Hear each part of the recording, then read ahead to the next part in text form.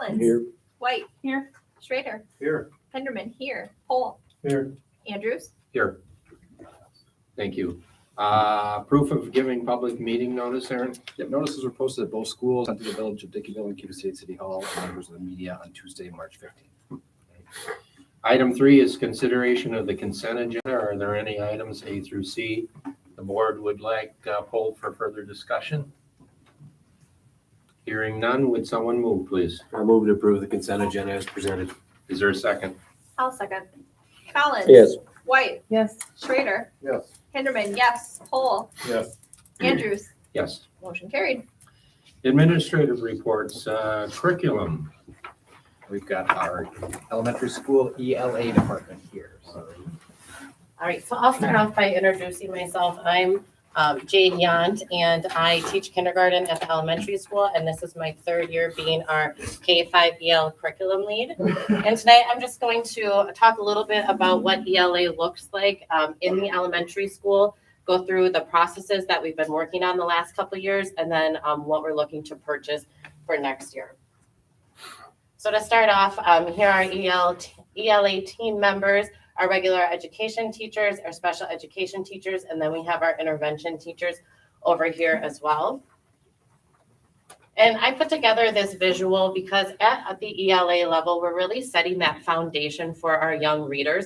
And we have a lot of different essential skills that we're pulling into that. We have our phonological awareness, phonemic awareness, vocabulary, fluency, comprehension, and all of those have to integrate together and for our students to be able to expand their reading and ELA skills through upper elementary, middle school, high school, and even their lifelong skills as well. So what are we currently using at the elementary school? We have been working with our cafe model for a while now, comprehension, accuracy, fluency, and expanded vocabulary. We work with all of those main concepts with different subgroups during our ELA time. We also incorporate our daily 5 centers into that too, where we have guided reading groups, independent reading, writing, and grammar practice. So that's a time where we pull in small groups, gives us the opportunity to differentiate our instruction towards our leveled readers as well. Last year, we adapted our Michael Hegarty, and that's from 4K to 2. So that really works on the phonemic awareness program. So that's associating the sounds that the letters have. And then about 3 years ago, we purchased our literacy footprints, and this is used in tier 1 instruction, along with our interventions as well. So this is a resource for leveled reading where you can pull into small groups and really differentiate that instruction with that resource as well. So with all of these resources, we had to come together and determine what is our next need for our ELA, since we have a lot of different components that we're pulling together for. So our first step that we started with last year is we had to interpret all of our assessments that we had. We took our STAR data, we took all of the individual assessments that each of our grade levels do, and we had to determine what is that need, what is that gap that our students are really missing. And we also put into consideration the new ELA standards as well. Our ELA standards just recently changed, and they will be assessed on those standards starting next academic school year.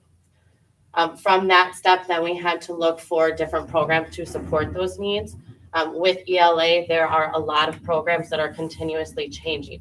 So our list started off really broad, and we had to narrow it down as a group to some top programs that would really help our students become successful readers and really broaden their reading skills. So we narrowed it down to 4 programs last year. Throughout our course of last year, we really dug in deep with each one of these programs. We had an elaborate rubric that we took each skill subset, and we had to sit and think which program will best fit the needs of our learners. So from that step there, we decided for 4K to 3 that we would most benefit from foundations. Foundations is an Orrin Gillingham principle on our phonics. It is the connection between sounds and letters. We found that our students in K through 2 are getting really direct phonics instruction, but then when they're getting older, they're having a harder time with those multisyllabic words and how to decode them and work with them. So this is a multi-sensory and systematic approach that's very consistent throughout the grade level. So the students are getting the same vocabulary, the same language, the same visuals, the same symbols from kindergarten up to third grade. And with that consistent progression of skills, we're hoping that when they get to that fourth and fifth grade level, that those vocabulary and fluency and writing skills starts to come more consistently. And this also serves as a prevention program for struggling readers as well. So with our foundations for K to 3, then we had to think about what does our grades 4 and 5 really need. We identified the need for vocabulary, spelling, and writing resources. This is the list that we're starting to go over right now. We have narrowed it down to these top 5. We have reached out to the programs. We're getting in samples, looking them over, and have to narrow it down to which ones we want to pilot next year to make that decision on what program would best fit our needs for grades 4 or 5 as well. So looking ahead, we are at the review programs for grades 4 and 5 right now. We have reached out. We are hoping to pilot some of these programs next year in 2022, 23, so that we really have an idea on what the programs are we're using and if they are the most beneficial for our students at the elementary level. And then for the next school year, 2023 and 24 is when we'll be purchasing those programs for our ELA students at the elementary school. Any questions? Is there any, or how do you measure success, I guess, let's say? With reading level? Yeah. Well, at the reading level, there's a lot of components that you have to put into those assessments. So we take a lot of those individual assessments and then our class assessments with the vocabulary intermixing with the comprehension as well. Our main goal with that ELA is students are taking the skills they're learning with vocabulary. They're able to read it fluency, and at the end, we want them to comprehend what they are reading as well.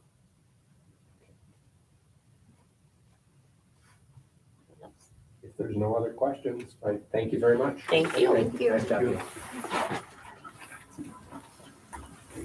The special ed report? On February 15th and 16th, Brad Van Epps, who is the Educator Development and Support Person at Sr3, came to observe and work with and meet with our co-teachers. Again, he does this quarterly. We've been doing this for a few years now, and we've successfully provided this method of delivery across the grade levels from 2 to 12 this year. Recently, the special ed staff have completed and submitted their budgets for the upcoming school year. I'll be working with Heather on the overall special ed budget once we get those finalized and entered. So far this year, the special ed staff and I have completed 54 special ed evals. Those are initial and re-evaluations, and we have 7 in process. And I understand that this is not unusual. A lot of districts are getting a lot of referrals this year, and a lot of kids are qualifying. So, you know, they're good referrals. They're not just I'm worried and there isn't a problem kinds of concerns. And then I have 2 reminders, and I said this last month, but I want to say it as well again this month. The open enrollment window is open through April 22nd. And there's a link on the district website for that for more information or to complete an application. And also a reminder that 4K screening and child find will be June 6th and 7th. And again, parents who have children who will be 4 by September 1st are encouraged to participate.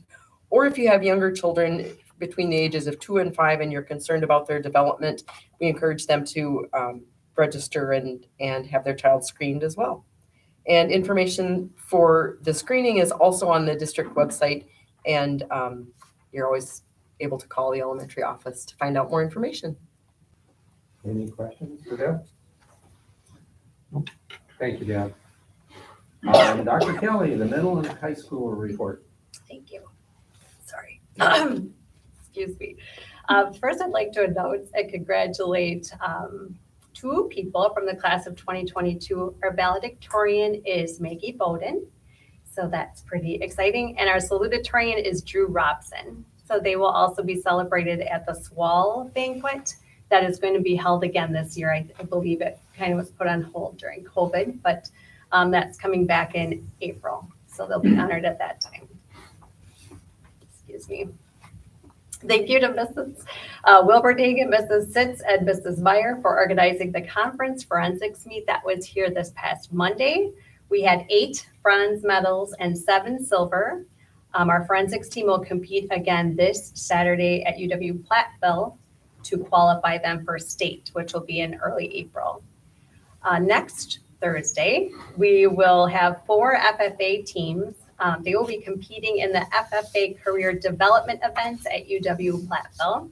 And this is kind of interesting. They're able to have an opportunity to compete in the area with their various skills related to the field of their interest. So we have teams that are competing in the meats, dairy and livestock, and the dairy products team. So that is going to be next Thursday.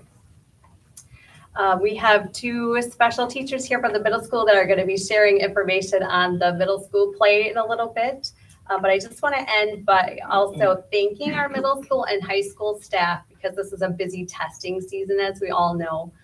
For high school, it'll be middle school and elementary, but I want to thank them because it's been a real team effort to pull off all these assessments, and they're doing a great job. So thank you. Any questions for Dr. Kelly? Good job. You didn't get totally choked up there, so thank you very much. Thank you. Heather, the business manager report. Just an update on the 21-22 budget season. At the end of February, we were 66% through the fiscal year, and we had spent about 47% of our Fund 10 budget, which is in line with where we were at last year. Last week, I submitted the district's Sr3 Application and Narrative, and we're just waiting for DPI to approve our application, our narrative. As of today, the district is expected to receive about $500,000 in Sr3 dollars, and 20% of that $500,000 must be spent on closing the gaps. There is a joint finance committee that is requesting that all districts receive a minimum of $600,000. So we might end up receiving more, but right now we're going with $500,000. So as I hear more from the state, I will share that information with you. And later in this meeting, we will be discussing Sr3 a little more in detail. Last month, I shared with you guys that the teacher budgets were shared with the staff. Those teacher budgets have been turned into me. I've reviewed them, and now they're in the building principal or in the special ed director's hands. So now they go through all of them and approve the budgets. And then I've started entering numbers in our financial system for the 22-23 fiscal year. And that's about an 8-month process. It takes me basically from now until May to get all the initial budget numbers in. And then from May through mid-October, I just keep revising the numbers as the state releases information on budgets. So it's quite a process. That's all I have. Any questions for Heather? Hearing none, thank you. Mr. Olson, Superintendent Elementary report. Yep, a lot going on at the elementary school. We had Seals on Wheels at the elementary school on March 1st through March 4th. They saw 71 students, and they received sealants, identified students with early dental needs or any urgent dental needs. That's what they do in free service.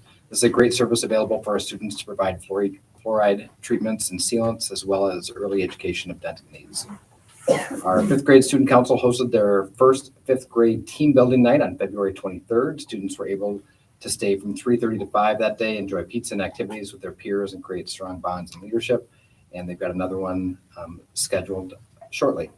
We had parent-teacher conferences. Those were held virtually on Thursday, February 24th. National Breakfast Week was the week of March 7th through the 11th. And I will make sure everybody knows that most schools in Wisconsin, far over 50%, operate their food service budget in the red every year.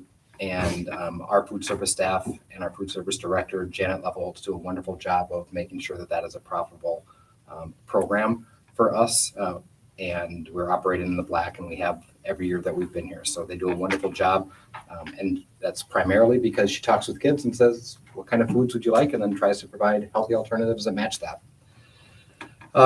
Fifth grader Mason Kirk was recently recognized as a fifth grade winner for the math portion of the Knights of Columbus Knowledge Contest. Mason moves on now to compete the next level. Good luck to him. On March 8th, Mrs. Brewer took 3 fourth grade students to Fenimore to participate in the annual Lit Wars. Students that participated were Carter Clendenin, Ryan Murray, and Judah Hare. We currently have 32 registrations and 26 appointments on the books for 4K screening, which is scheduled for June 6th and 7th. We always have several students who come in a little late or they move into the area, so that number could go up, but 32 is a good number to have right now. And today, Cuba City Elementary students were invited over to watch the middle school play, which we'll learn more about Cafe Murder, so I don't want to give any spoilers away there. In the district news, we had the elementary principal position was posted. It's closed, and we're in the process of identifying candidates to come in for interviews. We had 12 applications and are identifying those candidates, extending invitations, and trying to get that finalized. We've heard back from some people, but not everybody at this point. If needed, we'll have 2 finalists come back for a final interview the following week or the first week of April, and hope to have a recommendation to the board in April. Another news, our community focus group met for the 3rd and final time on Wednesday, March 9th, and we only had about a third of the regular group because it was an additional meeting. We had 2 meetings scheduled, and everybody knew when those were. The group actually asked, can we have one more just to make sure that we're all set with this? So we found one, but it only worked for about a third of the people. So we came up with a survey that group went through that day or that night. We sent that to the people who were unable to come, and that closes this Friday. So Bray will be interpreting all that data, and they'll share that with everybody here in an upcoming board meeting. That's it. Any questions? All right, concluding administrative reports, we'll move on to public recognition. Yep, we've got a couple. We've got Sarah and Cameo first about to play.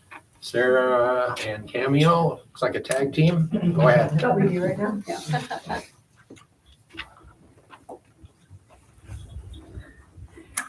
We just wanted to personally invite you to the Cuba City Middle School play. It's on Friday night at 6 p.m. It's called Cafe Murder.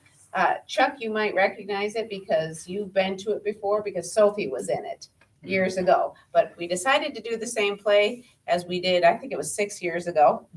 And mainly because with the COVID times and all that, I know the lines. So just in case somebody couldn't be there, which we are experiencing right now. So our assistant is out. So here's our assistant. Middle school play dreams out today. Yep. She's getting in touch with her inner thespian. But we did have our performance today at the elementary school for all kindergarten through 8th graders, which the little people really loved because it's kind of interactive. And it was successful, and we're going to thank Chris because he volunteers to run all of our mics. And years ago, I did what do you call this, right? The fundraiser. It's like a GoFundMe, but an education one to get the microphones. So we have 5 wireless mics right now. And Chris just started a new one today to get 5 more mics because we really need 10 mics. Because our biggest concerns are not the kids because they're absolutely amazing. It's our sound and lights and those kind of logistics. The kids are awesome, by the way. They are absolutely amazing. All right. So thank come you, on All right, down to the play.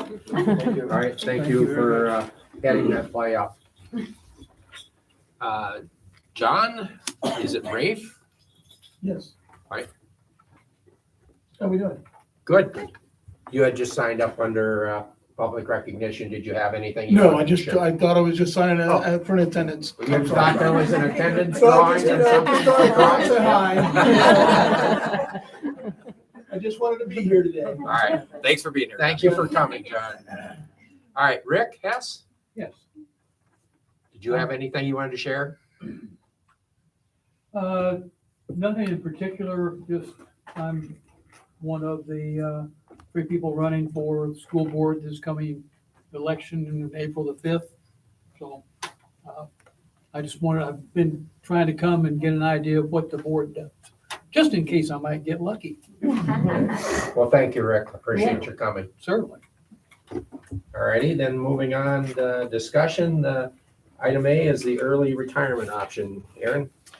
So this is a discussion piece, and I think in order to discuss it, I just want to give everybody kind of the background on this. Early retirement has been something that the Teachers Association has been asking for.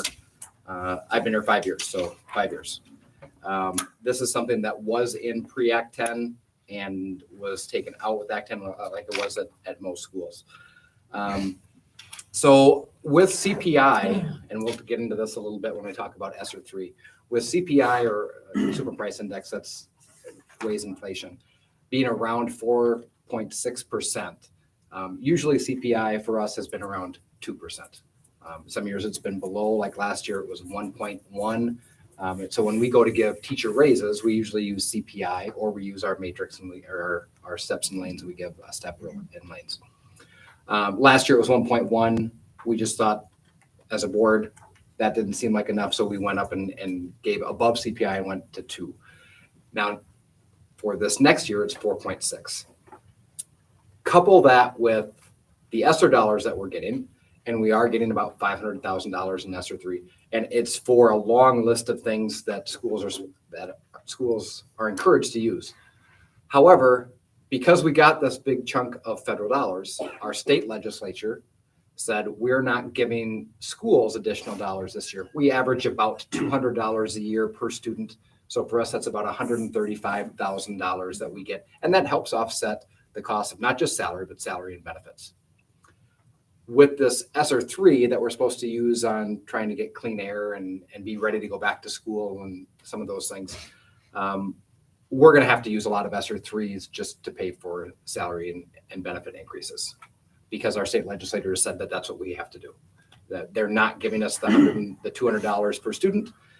It's about $135,000 a year. So we're out of that. So what schools are calling this is we're approaching a financial cliff, because it's 2 years in a row they're not doing that. So that third year is really frightening for all of us. So we're trying to think, okay, what are some ways that we can have some savings and do what's best and open safely, like we were able to do, and spend some of that money the way that the federal government wanted us to spend that. Some schools in season 3 said, we've got a group of teachers that are close to retirement, but they might be sticking around for health insurance. What if we provided them with an early retirement option of $12,000 a year in a TSA for 3 years? And I'm going to use rough numbers here. So if a teacher was costing, if we take salary and benefits, let's just say $95,000, and that person retires and we pay them $12,000 a year in a TSA, what's the total cost savings bringing somebody in who is a younger teacher that might cost us a total of $48,000 to $55,000? There's some savings there. Now, we've never had more than 2 teachers retire in a year since I've been here. So for 5 years, we've never had more than 2 teachers. I'm just talking teachers. So usually the cost of that savings goes along with that 135, and that allows us to give steps or wage increases and have better benefits. So what we were looking at is this the right year? Do we have enough people in that are close enough to retirement that if we offered that incentive, enough people would take that would help us prepare for that financial cliff moving forward? So that's kind of some of the why. Now, the how is, once this was brought to my attention, because several schools did it. I think CESA-3 was doing it as well. So I talked with some of those superintendents, met with some of those superintendents. 12,000 seemed to be the standard number that everyone was using. Worked with Eileen Brownlee, who's our legal counsel, just so you know that if we do ever pass this, if the board passes it, then there has to be a 40-day consideration period. So we would tell teachers, you've got 40 days to decide whether you want to do this, because it takes them time to meet with their financial planners and get all their ducks in a row. Then they actually have a 7-day reconsideration period. So they've got to let us know within 40 days. and then they have 7 days to change their mind. So it's kind of a long process once we have, and enough schools that have gone through that work with Eileen. Eileen sent the template, so we have all that stuff ready to go. So there are some choices that we can make. So this isn't technically a policy. This isn't something that right now we're looking at putting in the handbook. It's basically, from what Eileen says, it's just an individual agreement with people who are eligible. So here are the things that we can talk about and have some discussion today. So first of all, which staff? So looking at this financially, and there's two ways we look at all decisions. All of you know this because if you've been on the board for the last 2 years, every vote seems like it's a 51-49. But we always use our head and we use our heart. So we use our head to look at numbers and data, but we also understand we're working with people. So which staff are we working with? We're looking at financially, just know the why is, can this be a cost savings to help us prepare so we don't have to go to an operational referendum? So that's really what we're looking at. If we look at for certified staff, if we look at it for certified and support or certified support and admin, those are the three classifications that we have here. So looking at this financially, obviously, certified staff is where we get the biggest savings. And that's what most schools who start this started with certified staff. I believe one school added another classification later. But which staff? That's one thing that we can discuss. Another one is frequency. Every school that I talked to, and that was Dodgeville, Fenimore, and Sr3, are offering this as every once in a while. We'll look at the numbers and say, is this the year that it's going to be financially advantageous for us to offer early retirement? Yes or no? Then they usually offer it in October. Then they have that 40-day period, a 7-day reconsideration period. And then there's plenty of time to plan ahead and hire. And it's not, we're not doing this in the spring. So frequency, do we do it every year or do we do it once a year? The next one is the amount. It seems to be the amount for 12,000 is fairly standard. It's $1,000 a month in a TSA, and that seems to be what all the schools are doing. I don't know enough about the marketplace to know. I have talked with a financial planner who works with us, and they thought $1,000 a month would be you could get pretty good insurance, not the same as what we have for the school, but pretty good insurance for that. But that seems to be the standard number. And then the last one is calculations. And the last time we talked about this was, I think I just brought it up in my district notes and got some ideas from you guys. We talked about 10, 15, and 20. How many years of local experience do they need to have? What we don't want to do is have somebody say, oh, I want my last 5 or 6 years to work in Cuba because they've got early retirement. So at what point do we think that I would be fine with 10 years of local experience? I'd be okay with 15. I think 20 is probably too high of a bar for us to set, in my opinion. But I would be okay with 10 or 15 also. So those are the 4 things that the other schools that did this had discussion about, and they kind of developed, this is what it is. So those are the things that we can talk about for early retirement. Any comments from anybody? Questions? So, Aaron, I know when we've talked about this before, we talked about the interest level. Yep. Where is that at today? We have 7 people who currently qualify for early retirement. One person who's already turned in their letter for retirement. She was on board. Of the other 6, one person said, I'm leaning against it, but maybe would consider it. So I can't really ask the people with it. There's a reason that 40 days there, but I did ask, are you a hard no, a hard yes, or are you a leaning no or leaning yes? Just so I had this information to share with you.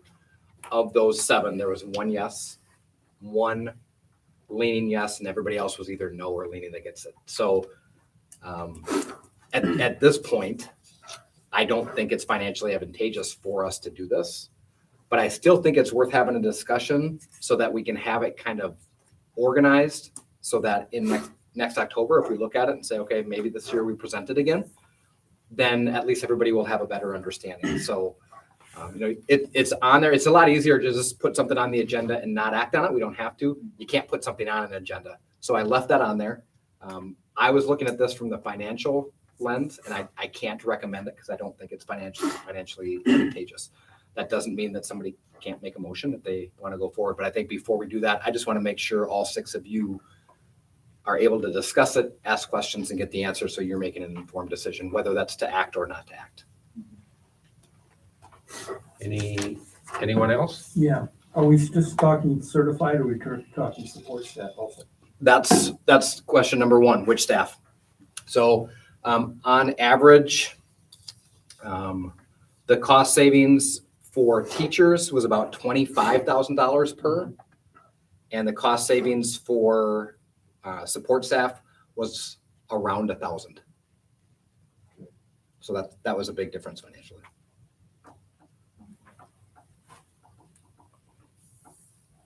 If we chose to do this on a year-by-year basis, just on years where it seems like it could be fiscally advantageous, would we still have the flexibility of deciding this year it's open to certified staff, this year maybe we happen to have a group where there would be additional cost savings with non-certified? I think it makes sense that every year we do it to have all those numbers.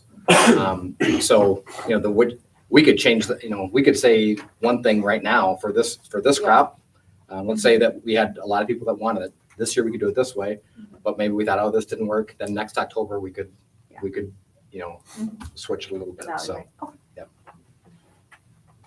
I want to thank Aaron and Heather for all their work on this. I know they just needed one more project to do. So as I had heard at the CISA meeting, that's how some of the schools were looking at paying their benefit and wage this year. Yeah, and some of the schools that did it had big groups of people take them up on it. We were not. Some people still like teaching, like working in Cuba City, which is not bad either, right? No. Yeah, I mean, that's with the. And the other thing is, it is late in the spring, and for some of those people, they were not ready to hear that this is an option, and that wasn't part of their plan. And if we move ahead and do this in October and they get that 40 days, that gives them time to think, okay, I'm close. Does this work for me? I'm going to set up a time with our financial advisor. I'm going to meet with WEA. I'm going to think about it, sleep on it a few nights. So I think some people were caught off guard by even the term early retirement, understandably so. So I think if we do move forward and we talk about it in October and maybe decide on it in November, then we have to give them 40 days and another 7. I think that might mentally be a little easier to handle too.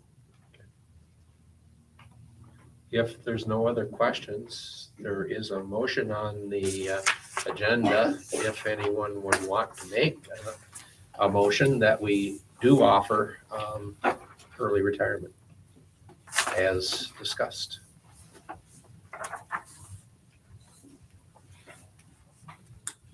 Hearing none, I'm going to say that we are going to decline to act. So I will move on unless there's any question or concern with that.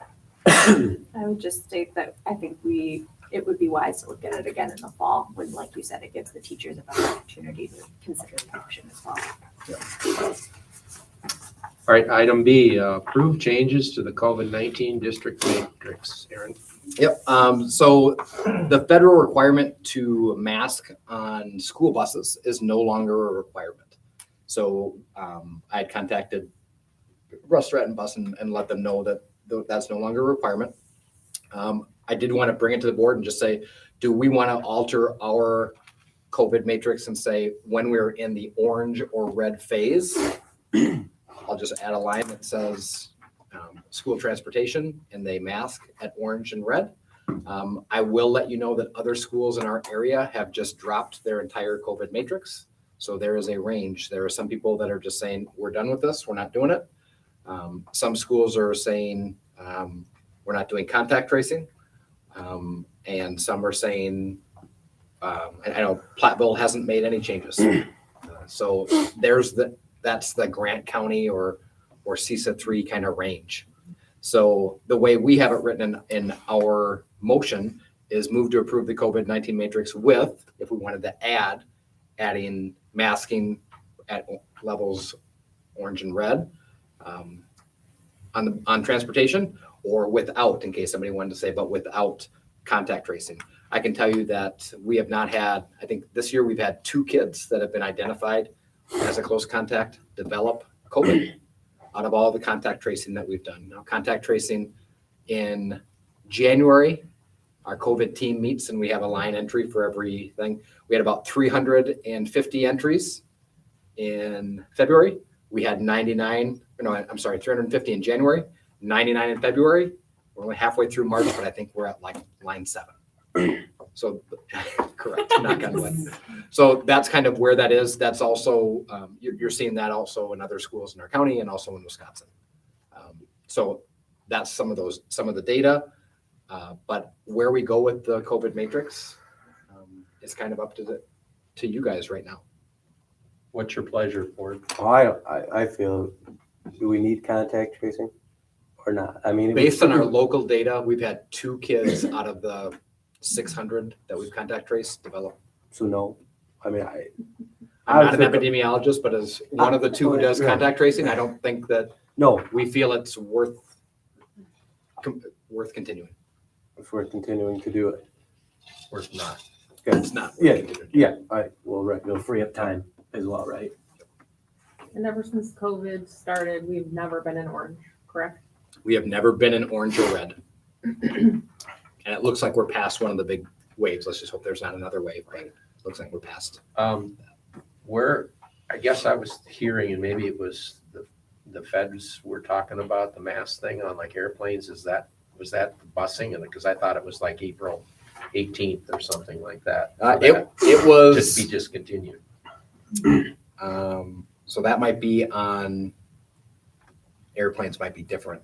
The ruling came out basically in March, I think it was March 9th, that said the way it's written, we're no longer interpreting school buses or school provided transportation as public transportation. I guess I wasn't aware that in essence had gone away. Yeah. Okay, thank you. Other questions or thoughts with how we amend or if we amend or get rid of? I'd be in favor of getting rid of the matrix altogether.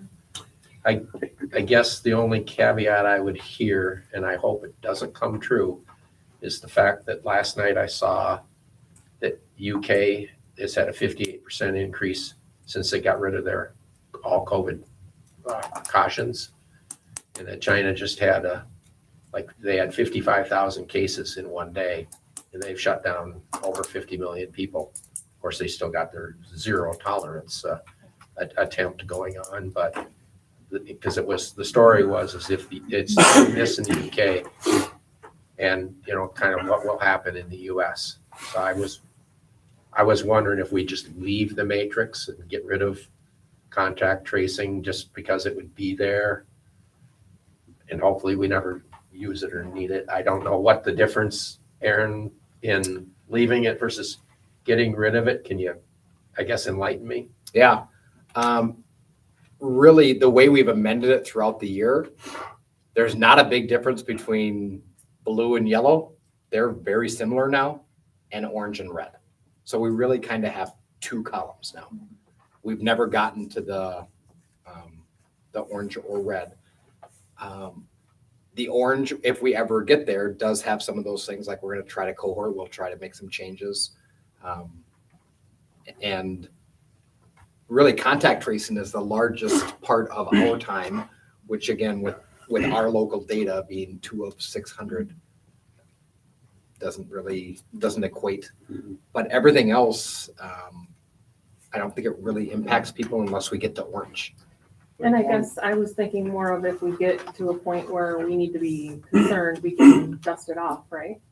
And reinstate it. I mean, I guess my only thing is well, if we have it and we don't need to use it, that's great. If we discontinue it and have to bring it back, we would likely have to have another special meeting to do that. So Where I'd rather if we just leave have it, leave it and just take contact tracing out Right. of that, it doesn't really impact families. Yeah. Because we've already said, keep your sick kids home. Everybody else can still be at school. That was a big change that we made. That's parent friendly. The hard part we're having right now is the symptoms are changing with this last variant. So it used to be if anybody had a cough, we had to send them home, right? Well, now with the last two variants, the cough.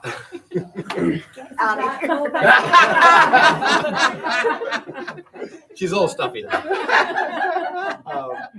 I see the big C hovering over. So coughing is no longer the main symptom. Now it's a sore throat, which isn't visible.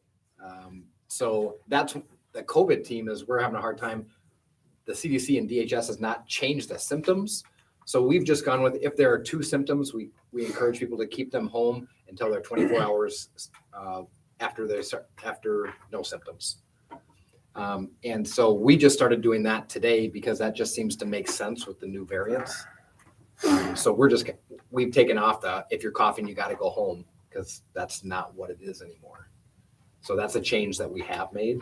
But I guess if we keep the matrix and just take out contact tracing, I don't think it takes a lot of time, obviously, from us doing contact tracing.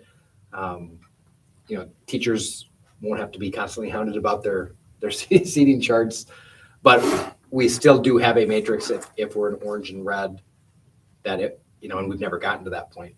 So I think that's going to be the big thing. Do we want to keep it? We're all hoping that this summer everybody in Wisconsin can drop their matrix. But yeah. When you say orange or red, we're talking about each building, correct? Yes. So if we're looking at transportation, since kids from all buildings are mixed together on the buses, if one building's in orange, then everybody would have to mask on the bus. Yep. And so far, the worst of the pandemic hasn't hit orange yet. We've never been to orange, no. So if we left it, the blue and yellow is really nothing that's going to change that.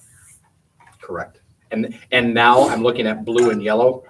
There's nothing that's different in blue that is in yellow because of the changes that we've made throughout the year. So is it essentially saying we don't have a matrix unless we get to orange? there's a lot of recommended, not required at the blue and yellow. And then orange starts to be, now we're going to start requiring some things. Mm-hmm. What is our policy on like the flu? Right. So it's 24 hours after you're symptom-free and off medication. That's the pre-COVID reply that we give when someone's sick. So they're not feeling well. When can they come back? 24 hours after that they're feeling better and not medicated. And that's just our policy. Like that's. Yeah, that's pretty much what everybody does. Right. But it's like, we don't have a matrix for that. It's Nope. just like. Nope, we don't. So that's just the office. That's just the staff office response. Yep. that I guess receive that's the where call. I'm getting at. That's kind of Like, our if we don't practice. have, like the matrix really means nothing until you get to orange, with the exception of similar to the flu, except for Yep. COVID symptoms. Yep.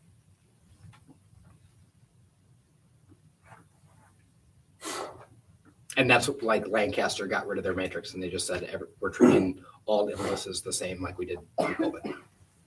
That's what they did. Other questions, thoughts? I kind of side with Sarah on that. I mean, yeah. I mean, I'd feel comfortable going back to the 24 hours. I mean, just get rid of the matrix and go back to what we do for the flu or fever or whatever.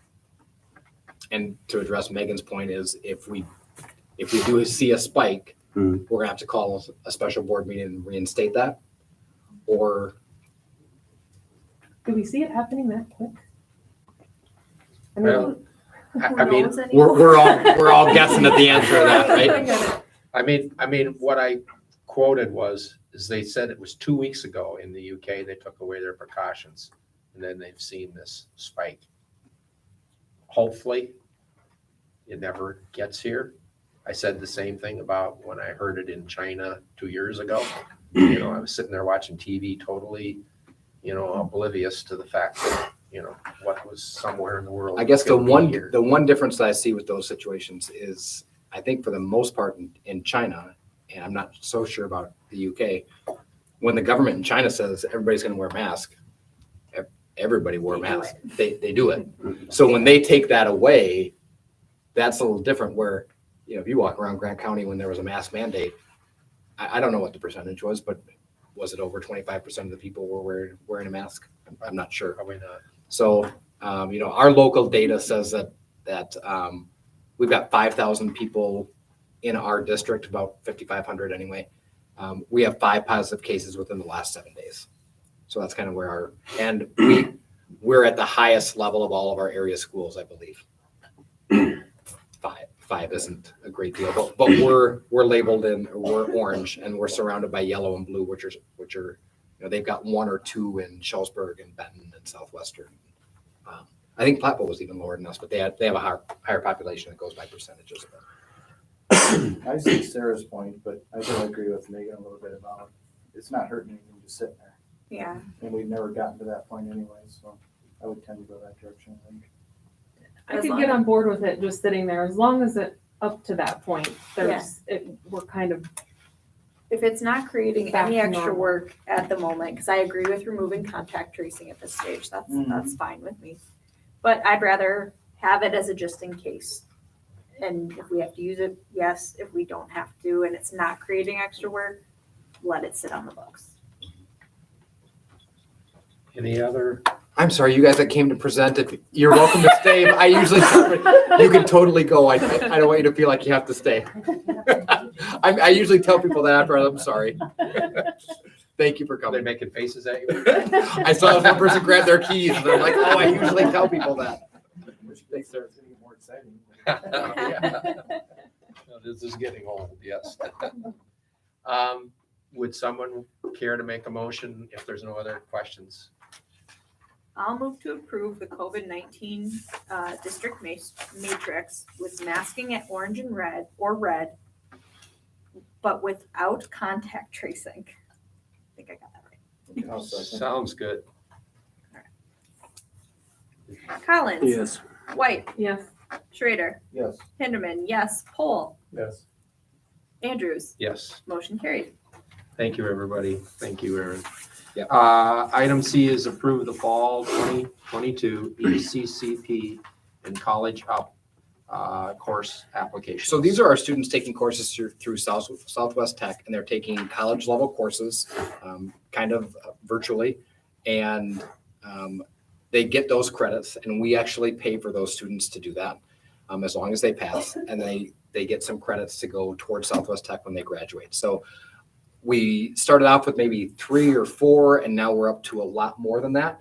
But that was something that the board was comfortable with and knew that could really help our kids take more rigorous courses and be better prepared and have to pay less tuition later. So the only, there's a list of students on here. There's one class, we have a policy that says if we offer the class locally, then we will not pay for students to take a college course. So we have a speech class, and one student did want a speech course. So you'll see that's the one that's crossed out with red.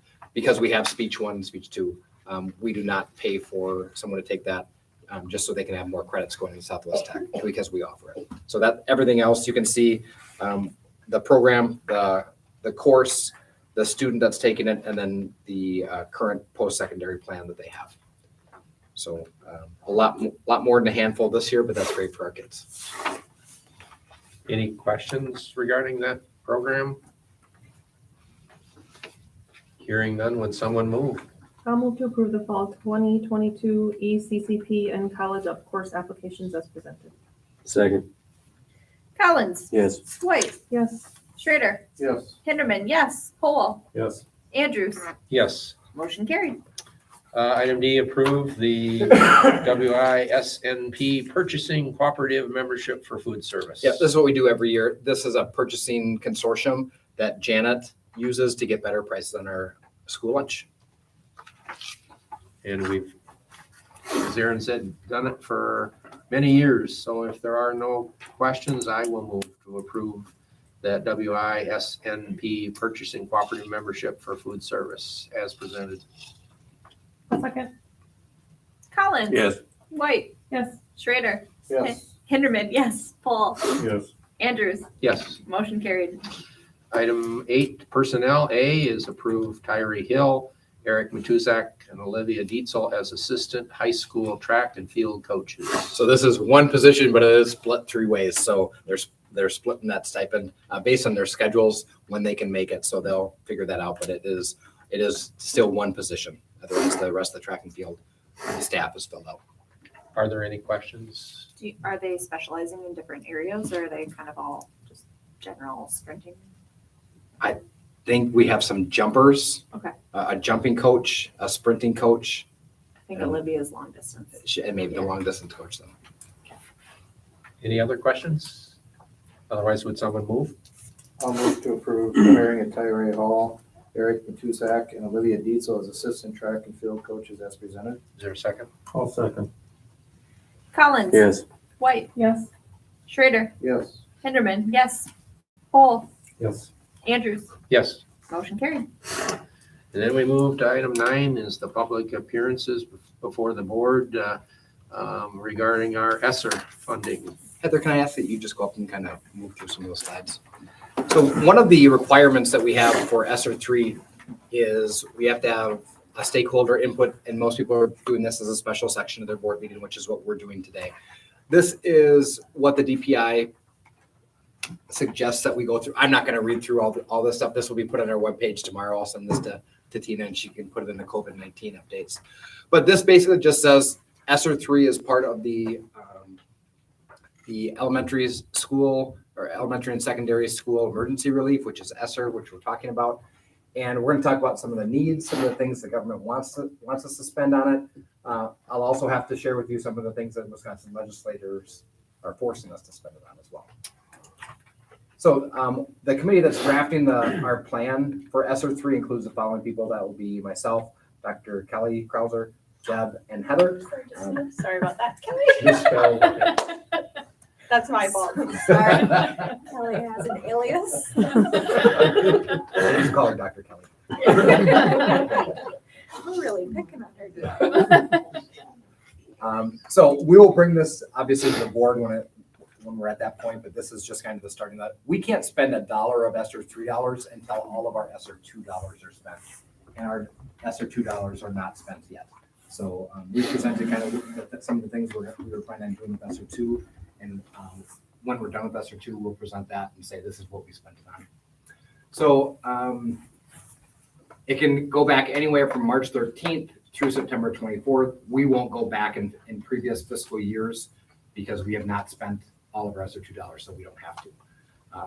Funds are intended to help safely reopen and sustain safe operation of schools and address the impact of the coronavirus pandemic on the nation's success. That's what it was intended for by the federal government. So here are some of the things that we can do with it. 20% of it has to be directly related to evidence-based interventions to address learning loss. So how do people do this? They can use summer learning or summer enrichment. You can pay staff for extended day learning, comprehensive after-school programs, extended school year programs.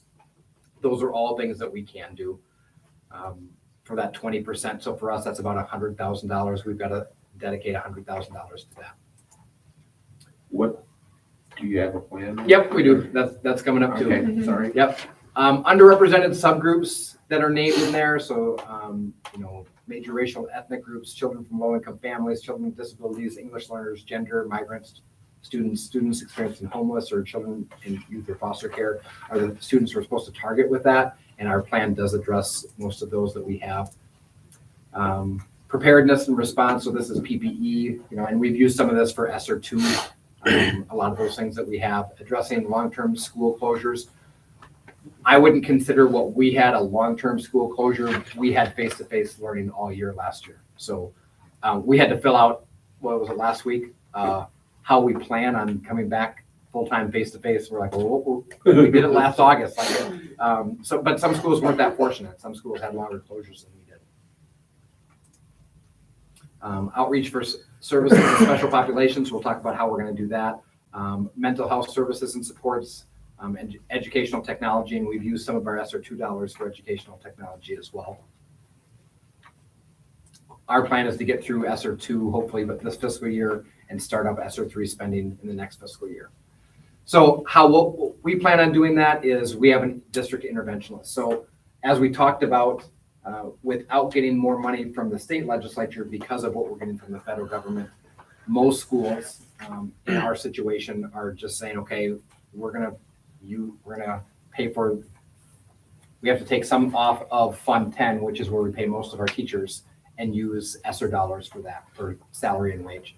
So by using a district interventionalist, that meets all the requirements of the evidence-based research and it serves a lot of those students that are most in need. So that's why we selected that one.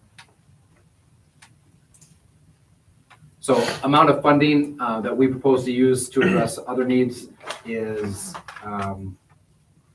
staff salary and retention. 200 will offset it by about 200,000 in 22-23, 200,000 in 23-24, and then the other $100,000. That's something that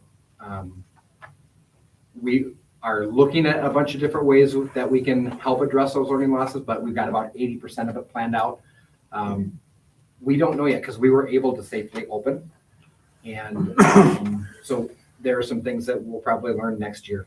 And we have to have a plan at this point. We do not have to have it set in stone. But if there are other people that have ideas for those things, we can certainly take it into consideration. We have about $500,000 in ESSER3. Some schools our size in our area have close to 3 times that. We get about less than $1,100 per student total in ESSER dollars. Just to give you an example, Milwaukee Public Schools, I know they're nothing like us, but they get $12,000 per student for ESSER dollars. So that's kind of the disparity that we're talking about is pretty big. So that's how we're planning on dealing with. That's going to help with the offset the financial cliff that I've been talking about also. So at this point, we are to open it up to anyone in the audience, anyone on the board that has an idea on how we can spend those ESSER dollars to make sure that we are able to have a safe school that is back face to face. And don't feel bad. Of the 8 superintendents who've done this already, there's a total of zero comments and all those. So if it's quiet, fine. But if you have an idea, now's the time to share it. Are we able to invest any of those dollars into our summer school, like our enrichment and remedial programming? Yes, we can do that. I know COVID kind of threw off our planning with that, so I'm not sure where we are with that for this year, but Actually, last year's summer school did really well. paid for it. And you're not supposed to make money on summer school. You're supposed to break even. Okay. But we did really well with summer school even last year. Now we can Fab Lab summer school. Tina, do you have I have a that? question. How long were the students masked last year during, I know we were open, but they were masked, correct? Yeah. Were we masked the whole year? Yeah, we were masked all, because I think it ended June 3rd. That the mask mandate ended June 3rd, and June 2nd was our last day of school. Okay. Now, how did being masked affect, especially the younger kids? Because I know a lot of younger kids, they watch how their teachers and other people pronounce things. And with the mask, you can't see that. Great question. We did provide all teachers, it's called the Badger Shield. And really a lot of teachers use it at the elementary school for that reason, but our speech pathologists still use them. It's a plexiglass shield that has a mask around the side so you can still see the mouth. So like the students in speech and language, they still use those because that's a really integral part of learning. So we provided those to all staff members members. and students. Yep. I know that was one of the things that I was, following on TV was the talk about, students not being able to understand, especially with, not only not being able to see the lips move and the mouth move, but as long as teachers were 6 feet away from kids, like that was part of the mask mandate, is you could, if you were teaching or instructing, you could take your mask off for that same reason. Okay. I don't think we have a lot of ideas because the administration and staff did an excellent job keeping everybody in school. So what else would you improve on? Well, there were some HVAC things that we wanted to do. There were some building upgrades and things that we wanted to do that, once we heard word from Madison that we just thought, oh, we can't do those. So air circulation, airflow, air conditioning were some of the things that we wanted to do with that chunk of money. But Is there anything that you could implement to support mental health with students? I mean, is that an option we could discuss?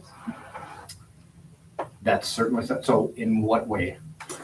Well, obviously, and I can't speak for the elementary, but in the middle school and the high school, we're as staff members working on mental health, but it's really overloading the guidance office, and I know the general office. So you're talking like, more specifically, say, so you're talking like a person, like a Yeah. school counselor, Yeah. an additional counselor? Well, and not specifically like, you know, a counselor to counsel students. That's tough because it would only be able to be a 1-year thing, Yeah. you know? Well, And that's just, it's just an idea. Yeah, well, it's not a bad one, you know, we've actually talked about that, and what it would look like, and that is something that we're considering. Can I throw something in? So I spoke with a Follett rep today, which Follett is where we get a lot of our library books. And they have these new things now. They have like for summer school, and they're called backpacks basically. And they put books in backpacks and the kids can take them home and they bring them back. That's not something we have currently. And our literacy scores aren't stellar right now. So I don't know if that would be something we could maybe think about. Do you think that would positively impact the kids that need it? Yes. You think Yes, I do. if they were sent home, they'd read them? Mm-hmm. Oh, okay. Because Sharon and I are also working on kind of an incentive program that we could piggyback with that. It's called Beanstack, and right now DPI is paying for it for schools. So we're jumping on that. So Tina was gonna ask me for more money for something else on Monday, is that it? no. I got another one? Oh, yes. That'd be too easy. For backpack program, I had not heard of it, so thank you. Yeah, they have these little kits and they're called backpacks. It was very interesting. Question, what about the possibility of, say, a paid intern, say a psychology student, senior, you know, paid internship for 1 year? Yeah, actually, we've used interns quite a bit. Yeah. I don't know if UW Platteville has that. Do you? They do have psychology. They do have psychology? Okay. So does Clark. Oh, so is it? Okay. Yeah, I know. She's just saying geographically. I think Loris does too. There, I evened it out. But there would be programs in the area that we could tap into potentially. Actually, that would be Jen Collins with UWP. Jen's everything. Yeah. They've talked about incorporating more mental health aspects into their teaching program, especially focused on rural areas. So she might have some resources that we just haven't thought of yet. Counselors. Anyone else? Oh, we got 3 really good ideas here, so thank you. Thank you, everybody. All right, thanks. Committee reports, budget and finance, anything? Okay, We'll likely meet in late May. okay. Building and grounds, Haven't met since January. okay. Communications review and strategic planning, you just met. Was there anything to report? We'll have that report at our that's next right. time break That's right. comes. They'll have some summary data for you. Curriculum instruction and assessment, looks like nothing till summer. Personnel, the meeting scheduled for the 23rd, is that correct? Yep, a week from tonight. And policy, scheduled for April 6th. That'll be a Neola update. And technology and transportation, I'm not aware of anything. Is there anything? No, we're trying to meet with Southwestern to talk about transportation issues, but the last two times that we tried to meet, it was canceled. So don't have any updates. All right. Foundation, there was some meeting on March 2nd. Is there anything to report? It was good. Okay. It was a good year in the stock market, so that means that we have more It was. more funds, more Yeah. scholarships to give away. And I don't really have anything for CISA 3. So I would entertain a motion to adjourn. I'll second. All in favor? Aye. Thanks, everybody. Thank you, everybody. Have a good night. Win the scholarship.